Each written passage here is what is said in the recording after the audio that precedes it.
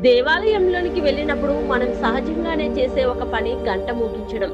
చాలా మందికి ఇది ఒక సాధారణ ఆచారం లాగా అనిపించినా దాని వెనుక ఉన్న అర్థం చాలా లోతైనది. మనం రోజువారీ జీవితంలో ఎన్నో ఆలోచనలు, టెన్షన్, సమస్యలతో బిజీగా ఉంటాం. అలాంటి మనసుతో దేవుడి ముందు నిలబడితే మన దృష్టి పూర్తిగా ఆయనపై ఉండదు. అందుకే దేవాలయంలోనికి అడుగుపెట్టిన వెంటనే గంట మోగించడం ద్వారా మన మనసుకు ఒక సంకేతం ఇస్తాం. ఇప్పటి నుంచి నేను భక్తితో దేవుణ్ణి ప్రార్థించడానికి సిద్ధంగా ఉన్నాను అని. గంట మోగించినప్పుడు వచ్చే శబ్దం ఒక ప్రత్యేకమైన నాదం. ఆ నాదం కొన్ని క్షణాల పాటు మన చెవుల్లో మారుమోగుతూ మన మెదడును ప్రశాంతంగా చేస్తుంది.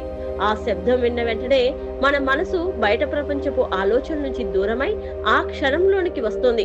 అందుకే పూజ ప్రారంభంలో గంట మోగించడం ఒక ముఖ్యమైన ఆచారంగా ఉంది. ఆధ్యాత్మికంగా చూస్తే ఈ శబ్దం దేవాలయంలోని పవిత్రతను పెంచి పాజిటివ్ వైబ్రేషన్ ను ఆహ్వానిస్తుందని విశ్వాసం. గంట శబ్దం ఓం నాదంతో సంబంధం ఉందని కూడా చాలా మంది నమ్ముతారు. మనం కళ్ళు మూసుకుని ఆ శబ్దాన్ని ఆస్వాదిస్తే మనకు ఒక అంతర్గత శాంతి, అనుభూతి కలుగుతుంది. ఇది మనలోని భక్తి భావాన్ని పెంచి దేవుడితో మన అనుబంధాన్ని మరింత బలపరుస్తుంది. అందుకే తదుపరిసారి మీరు దేవాలయానికి వెళ్ళినప్పుడు కేవలం గంట మోగించడం కాకుండా ఆ శబ్దాన్ని కొద్దిసేపు గమనించి కళ్ళు మూసుకుని దేవుడితో ఆంతర్యంగా కలిసిపోవడానికి ప్రయత్నించండి.